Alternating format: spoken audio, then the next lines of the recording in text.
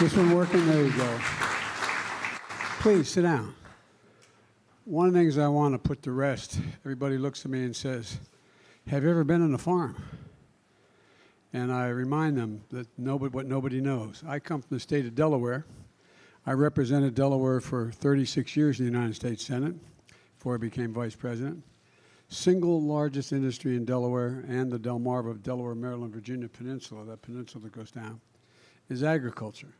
It's a $4 billion industry. $4 billion, that whole peninsula. And we have more chickens than there are Americans, more broilers. And so, you know, I've been very, let me put it this way. If I didn't know something about farms, I'd have been a United States Senator for 6 years, not 36 years. But every part of the country is different. Every part of the country is different. But before I go on, I want to pay a little bit of a tribute to this guy right here. I'm going to embarrass you a little bit. This is the man who happens to be the son of the owners of this farm. And this guy is doing, you know, there's an old expression, God made man, then he made a few firefighters. Not a joke. Firefighters are incredible. Who's else crazy enough to run into flames, you know? But all kidding aside, what you're doing in terms of helping conservation as well out in Wyoming is astounding. It really is. I've been to, I don't want to make you stand, I'm sorry. The whole point of my raising this is, and we're not going to be able to talk much about it today, but conservation is also pretty darn important, and climate is pretty important. I've been to every major fire but 2 this year because FEMA is working again. We show up. We don't wait. We don't have to wonder. Governors only have to call me once. And here's the deal. More timber, more land, more buildings, more territory has been burned to the ground this year than an entire state of New Jersey, from New York all the way down to Virginia. The entire state of New Jersey. And so what this young man does and is amazing, what they do, and it relates to lack of water in most of the places. I've flown over those reservoirs that were 200 feet deep that are now 2 inches deep, literally, not figuratively. So one of these days I want to come back and talk to you all about conservation as well and the climate. But thank you for what you're doing, man. I really mean it. Thank you.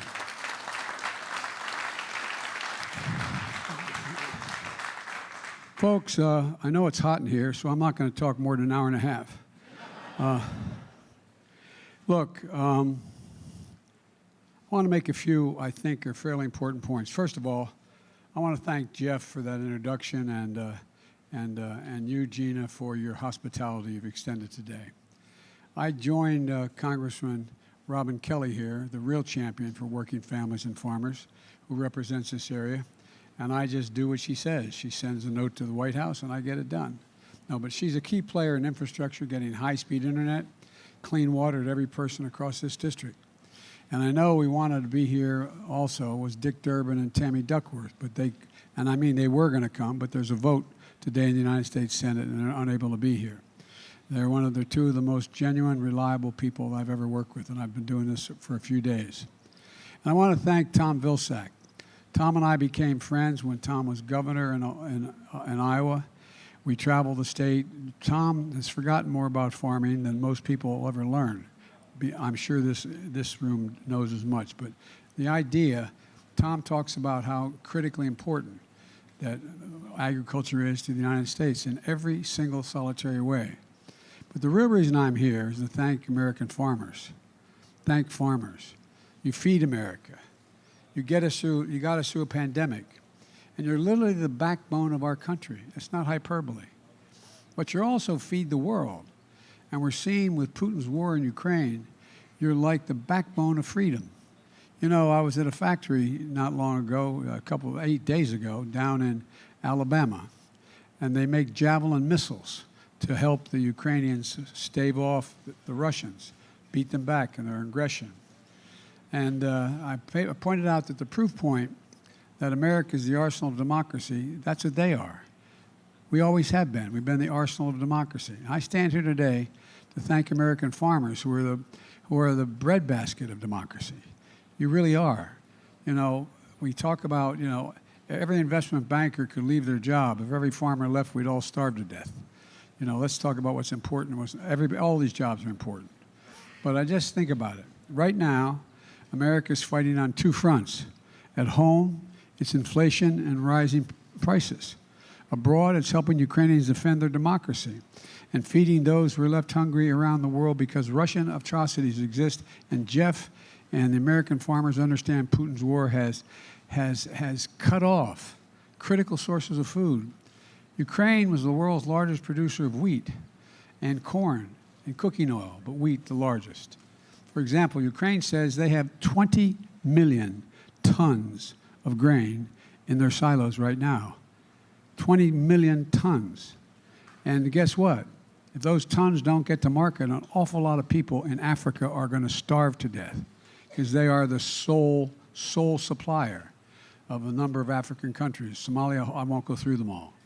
But the point is this, that because of what the Russians are doing in the Black Sea, Putin has warships, battleships, preventing the access to Ukrainian ports to get this grain out, to get this wheat out. The brutal war launched on Ukrainian soil has prevented Ukrainian farmers from planting next year's crop and next year's harvest. And they're not doing too darn well in Russia either. Russia's the second largest producer. But we're doing something about it. And our farmers are helping on both fronts, reducing the price of food at home and expanding production and feeding the world in need. You know, I just toured Jeff's beautiful family farm. 800 acres of soybeans, corn, and wheat. We talked about farmers all across America, what they're experiencing today. In addition to Putin's war in Ukraine, it's been cold and wet this spring, like it is cold today. You know, we waited for 90-degree weather until I showed up here. But look, many farmers in the Midwest have been put behind the 8 ball because of that. But it kept them from getting into their fields and planting crops. But as Jeff just shared, American farmers always find a way. They always feel something extra, a spark of patriotism. That's not hyperbole. A spark of patriotism, a sense of never giving up, of always finding a solution. To all our farmers, I want you to know, your Congresswoman, me, your Secretary, my cabinet, we have your back. Robin has your back. She's always looking at what's going on in the agricultural world. For example, we're reducing the red tape so it's easier for farmers to conserve inputs and double crop. For folks at home who don't know what double cropping means, harvesting 2 different crops from the same field in the same year. And that's what Jeff does with wheat and soybeans, which America is the top producer of, soybeans. And wheat will be harvested around July 4th if all goes well, God willing, and the creek not rising, as my grandfather would say. But look, then you plant soybeans in the same acreage. And he'll tell you, double cropping comes with some real risks. Growing season for wheat is short, and if the weather conditions aren't ideal, or aren't at least good, or there are other disruptions, then the timing of everything is thrown off. But it's a risk we need to take. That's why my administration is looking at how to extend crop insurance coverage to give financial security to farmers like Jeff who practice double cropping. Secondly, I want to also, farmers worried about rising fertilizer costs and what is the content of the fertilizer. That's why earlier this year, the U.S. Department of Agriculture announced it would invest $250 million to boost fertilizer production. Literally on the plane out here on Air Force One, I turned to Tom and I said, Tom, double that. Make it $500 million. It's so desperately needed. We can't take chances. It's critical to get this done. Now, when we leave here today, I'm heading up to Chicago. You know where Tom's going? He's heading to the airport when we get to Air Force One. He's heading to Germany, to the G7. That is all the democracies in Europe getting together and their agricultural teams getting together. North America, Europe, and Asia, they're all part of it. And to solve some really big problems. They're going to see what actions we can take to increase fertilizer supplies globally and identify how we can work together to prevent export restrictions on food and agricultural inputs and bring more global production to market, which will stabilize prices and bring more certainty for our farmers and keep people from dying of hunger. You know, this builds in other ways as well. My administration has been working to drive down the cost to farmers, and Tom mentioned it a little bit, and prices to consumers. To reduce gas prices last month, I was in Iowa, at a biofuel processing plant, and I announced an emergency waiver to allow E15 gasoline to be sold across America during the summer. It's an extraordinary effort, but it had to be done for this summer. E15 uses more ethanol on crops grown here in Illinois and elsewhere around the country, and it can reduce the cost of a gallon of gasoline at the pump by 10 cents per gallon. Every little bit matters.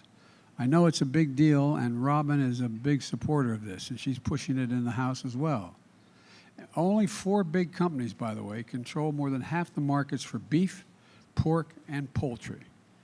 Without meaningful competition, our farmers and ranchers have to pay whatever the 4 big retailers saying they'll pay for their chickens, their hogs, and their cattle.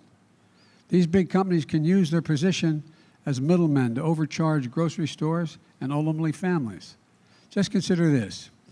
50 years ago, ranchers got over 60 cents on every dollar spent to produce the beef they raise.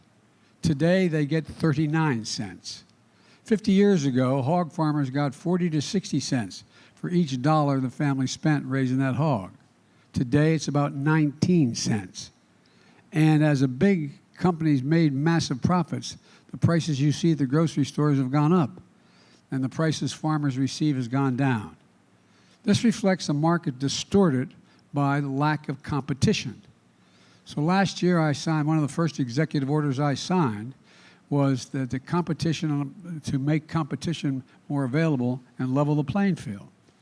And though through the American Rescue Plan, we're investing about $1 billion to help smaller meat processors expand their capacity, give farmers, ranchers, and consumers more options, and at better prices. Look, I'm a capitalist. But capitalism without competition is not capitalism. It's exploitation. It's exploitation. Folks, we can make sure the American agriculture exports will make up for the gap in Ukrainian supplies.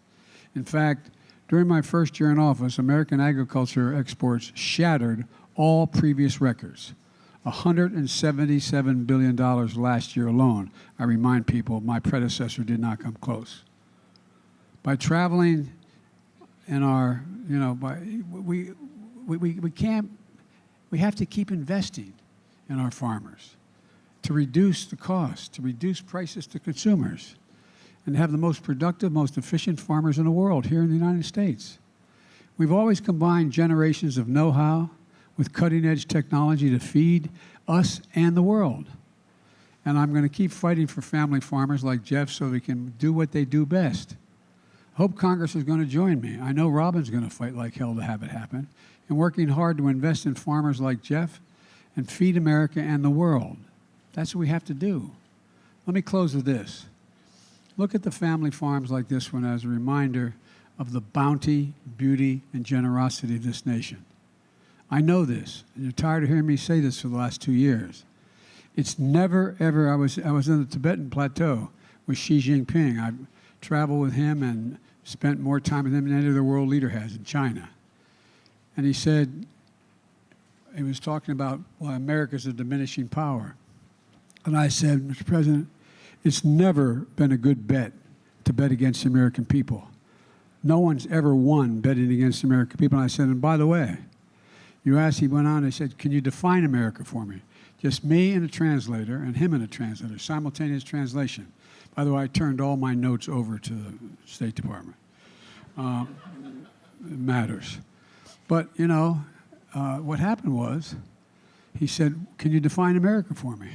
And this is God's truth because it's been quoted 1,000 times now. I said, yes, one word, possibilities. We're the only nation in the world that has come out of every crisis stronger than we went in it. Every single time, regardless of what it was. No other nation has done that. It's one of the reasons why in some places we're called the ugly Americans. We think we can do anything. We know we can do anything. We know. This nation leads the world. We stand up for freedom. We're the United States of America. And when we are united, there's not a damn thing we can't do. It's not hyperbole. It's a fact. As a student of history, it's a fact. There's nothing beyond our capacity when we work together. Nothing. So I'm here to say, God bless our farmers. And I mean this sincerely. God protect our firefighters. And may God protect our troops. Thank you for what you do. America owes you. They owe you big.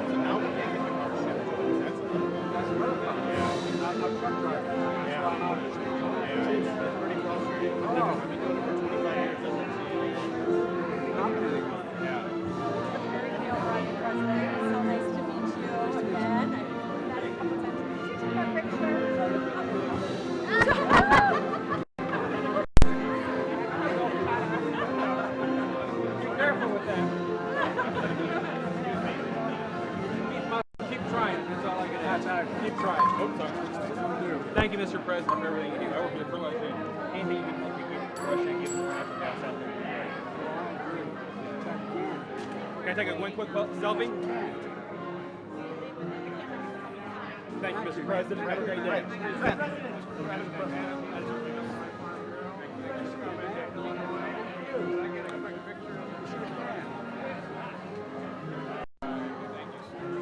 I'm Greg, President of the Kankakee County Farm Bureau.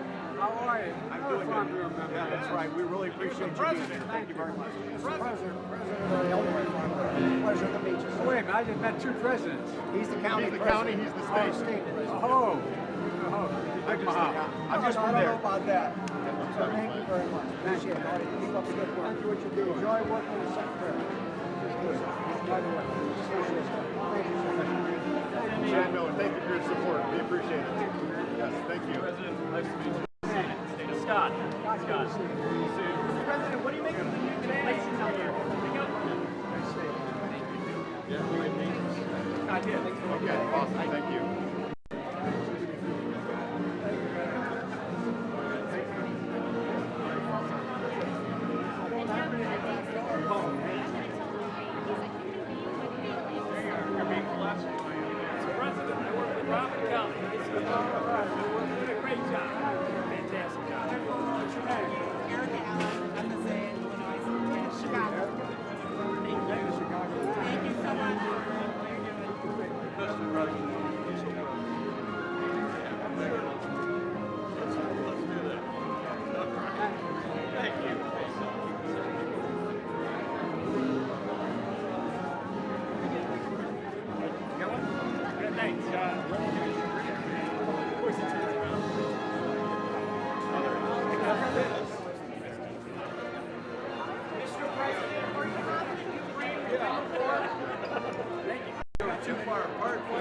I'll send you my battery's low, but I'll send it to you.